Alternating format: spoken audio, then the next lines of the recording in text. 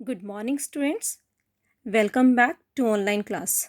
Today, we are going to discuss chapter number 4 Methods of Calculating National Income. We have already started this lesson. In previous video, we discussed about income method. Now, we know that income method is known as the domestic income that we can calculate by applying the formula of compensation employees operating surplus mixed income plus NFIA is equal to national income. If this method is quite easy, so what are the difficulties? What are the problems we will face while applying it?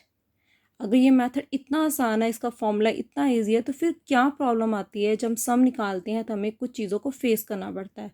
So today's our topic is same. Now today's topic is precautions regarding income method. जब income method को apply करते हैं, formula हमने apply किया, तो किन चीज़ों को दिमाग में रखना चाहिए, किन चीज़ों को हमने ऐड करना और किन चीज़ों को हमने ऐड नहीं करना. What thing keep in mind while calculating national income method? So now I use some signs, that is a cross for not included and tick for the included. The first point is transfer earning. We have already done about the transfer earning. Transfer earning like old age pension, scholarship, pocket money, etc. Such a payments are not included in the national income because they do not lead any productive activities.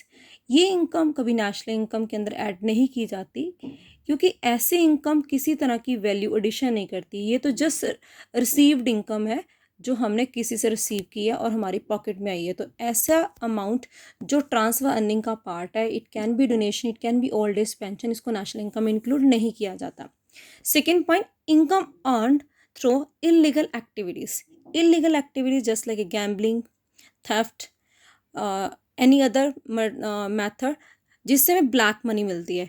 Illegal activities से आने वाला पैसा भी national income में include नहीं किया जाता because it is not possible find out the value of such a transaction. क्योंकि इन ऐसी जो मनी है जो इलीगल एक्टिविटी से आ रही है, उसको हमने कहाँ एस्टिमेट करना, उसका रिकॉर्ड कैसे बनेगा, वो हमारे पास नहीं होता क्योंकि एक तरह से ये ब्लैक मनी होती है. Point number 3, income in the term of windfall gain. Windfall gains क्या होते हैं? जैसे लॉटरी का पैसा या केवीसी से जीता हुआ पैसा. कोई ऐसा पैसा जो आपने विंडफॉल गेन से आया, उसको भी नेशनल इनकम के अंदर इंक्लूड नहीं किया जाता because these are also not productive. तो ट्रांसफर अर्निंग नेशनल इनकम में नहीं आती according to income method. Illegal activities का पैसा भी इनकम मेथड में नहीं आता, इनकम मेथड की एक्टिविटीज़ के अंदर नहीं आता. और विंडफॉल गेन भी हमारी इनकम मेथड के अंदर नहीं आते. अगर हमारे न्यूमेरिकल के अंदर हेडिंग दिया transfer earning is equal to 2000 या किसी इलीगल एक्टिविटी का नाम लिखा है और अमाउंट दिया है या बेटा विंडफॉल गेन दिया है, तो आपने इन एक्टिविटीज़ को इंक्लूड नहीं करना. These we will not add in national income. Point number 4, income from the sale of second hand goods. Second hand goods की सेल के ऊपर जो पैसा मिलता है उसको नेशनल इनकम के अंदर इंक्लूड नहीं किया था because their value already included in the year in which they were produce. जब पहली बार वो चीज़ बनी थी, जैसे मान लो अपने बाइक बाय की थी, न्यू गाड़ी बाय की थी, तो जब अपने कार बाय की थी उसका रेट नेशनल इनकम के अंदर ऐड हो गया था. अब सेकेंड टाइम इसको ऐड करते तो वो डबल एंट्री हो जाता, तो डबल अकाउंटिंग होता है, इसलिए हम इसको नेशनल इनकम के अंदर ऐड नहीं करते. Point number 5, income from the sale and purchase of financial assets. Financial assets जैसे शेयर्स हैं, डिबेंचर्स हैं, we already discuss in accounts. ये टॉपिक हमारे अकाउंट्स के अंदर ऑलरेडी आते हैं. शेयर से आने वाला पैसा, डिबेंचर से आने वाला पैसा, इक्विटी से आने वाला पैसा नेशनल इनकम के अंदर इंक्लूड नहीं किया था क्योंकि इसमें भी किसी तरह की प्रोडक्शन नहीं होती, कहीं पर फ्लो ऑफ गुड्स और सर्विसेज नहीं बढ़ता, only just transfer of title, owner का नाम चेंज होता है. आज शेयर आपके नाम पर है, आपने बेच दिया, तो कल शेयर वो मेरे नाम पर हो जाएंगे. It is just change in name of the owner, transfer of title. तो प्रोडक्शन है, कोई भी एक्टिविटी जिससे प्रोडक्शन नहीं हो रही वो नेशनल इनकम के अंदर इंक्लूड नहीं होती. Now look at income from the second hand goods and income from the sale and purchase of financial asset not included. But the question is there commission and brokerage. Okay, commission and brokerage include in the national income क्योंकि जो person एक party को दूसरी party से मिलवा रहा है किसी सेकेंड हैंड गुड्स को, चाहे वो आपका हाउस है या कोई कार है, उसको सेल करने के लिए, तो उसको अपनी सर्विसेज के बदले कुछ ना कुछ कंपनसेट करना पड़ता है, दैट इज़ द कमीशन। उसी तरह से जब शेयर्स बेचने के लिए जो पर्सन जो कंपनी या पर्सन वो आपकी हेल्प कर रहा है, तो ब्रोकरेज फीस ही वहाँ पर जाती है। इसका मतलब सेकेंड हैंड गुड्स को नेशनल इनकम में इंक्लूड नहीं किया जाएगा, फाइनेंशियल एसेट्स को इंक्लूड नहीं किया जाए, लेकिन इनको बिकवाने के लिए, इनकी सेल के लिए, परचेज के लिए जो कमीशन और ब्रोकरेज पेमेंट बनती है, उसको नेशनल इनकम के अंदर इंक्लूड किया जाता है, बिकॉज इसके अंदर वो रेंडरिंग फैक्टर सर्विसेज होती हैं, इसके अंदर पर्सन अपनी सर्विसेज को दे रहा है, it is just reward for factor service, so these are included. Next point is imported value factor services, including the national income, because these are also the component of factor income। जैसे आप अपने घर में रहते हो तो आपका वहाँ पर रेंट सेव हो जाता है, तो रेंट एक तरह का कंपोनेंट है, वो नेशनल इनकम का पार्ट बनेगा। आप किसी चीज़ की प्रोडक्शन करो, second point is same, production for the self consumption. आप किसी चीज़ की प्रोडक्शन कर रहे हो और उसको अपने लिए यूज़ कर रहे हो, वो भी नेशनल इनकम के अंदर इंक्लूड होंगी।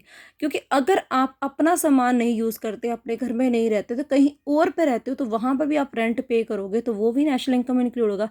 तो imported rent, imported services, imported self consumption goods, जो आप अपनी बनाई हुई चीज़ें अपने लिए यूज़ कर रहे हो, तो वो भी एक तरह का कॉम्पोनेंट है नेशनल इनकम, क्योंकि प्रोडक्शन तो हो रही है। अगर आपने किसी चीज़ को बनाया और खुद के लिए यूज़ कर लिया, सेल्फ कंज्यूम कर लिया, तो प्रोडक्शन तो ही है, इकोनॉमी के अंदर फ्लो ऑफ गुड्स और सर्विसेज बढ़ा है। हाँ, आपने अपने लिए यूज़ कर लिया, कस्टमर आप भी हो सकते हैं, कस्टमर कोई भी हो सकता है, तो वो चीज़ें इनकम जनरेट करती हैं, प्रोडक्टिविटी को बढ़ाती हैं, तो वो नेशनल इनकम के अंदर आएंगी।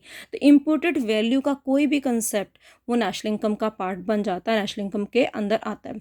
देन बेटा, प्रॉफिट, अगर आपको नेशनल इनकम निकालते समय आपके सम के अंदर प्रॉफिट गिवन है, ओके, और प्रॉफिट के साथ साथ उसके तीनों parts we discuss already, dividend, corporate tax, undistributed profit, अगर बेटा आपको वो भी गिवन है, तो आपने उन कंपोनेंट्स को नहीं लेना।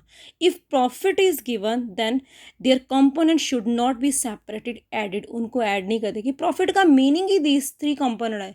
If suppose profit is 300 is given and three component 100 plus 100 plus 100, dividend भी 100 है बेटा, अनडिस्ट्रीब्यूटेड प्रॉफिट भी 100 है, और आपका कॉर्पोरेट टैक्स भी 100 है, तो ऑटोमेटिकली 300 गिवन है, तो why we add the component. So अगर प्रॉफिट गिवन है, आप उसके अदर पार्ट्स को ऐड नहीं करोगे। देन बेटा, compensation place, similarly compensation place के हमने कल 4 पार्ट्स डिस्कस किए थे। First is wages and salary, then social security contribution by employer, then retirement pension, then payment in kind. अगर कंपनसेशन ऑफ एम्प्लॉयज गिवन है, तो we will not discuss, we will not add other parts, इसके components को national income के अंदर add नहीं किया जाएगा।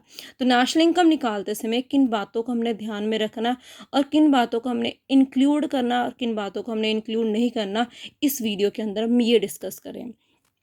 इस वीडियो के अंदर हमने शुरू वाले 4-5 पॉइंट्स के अंदर डिस्कस किया है, illegal activities, windfall gain, transfer earnings, और हमारे पास sale and purchase of second hand goods, इन चीज़ों को नेशनल इनकम में इंक्लूड नहीं करे।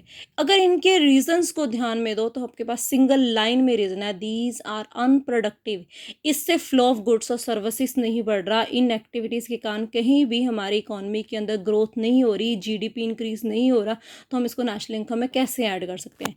वेयर एज बाकी हम इम्प्यूटेड ऑन रेंट ले रहे हैं, इम्प्यूटेड वैल्यूज़ ले रहे हैं, कंपल्सरी एम्प्लॉयज़ ले रहे हैं, ऑपरेटिंग सरप्लस ले रहे हैं, कमीशन ले रहे हैं, ब्रोकरेज फीस ले रहे हैं, तो ये सारी सर्विसेज इकॉनमी की डेवलपमेंट के लिए हेल्पफुल हैं।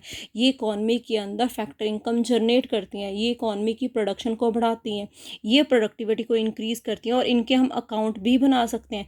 जिस चीज़ का हम बड़े आराम से अकाउंट बना सकते हैं, पूरा रिकॉर्ड हमारे पास होता है, वो वाइट बनी बन जाती है। तो ऐसी चीज़ों को नेशनल इनकम के अंदर इंक्लूड किया जाता है। So it is about the precautions what that we keep in mind while applying income method. Income method apply करते में हमें इन बातों को माइंड में रखना चाहिए। So this is today's topic.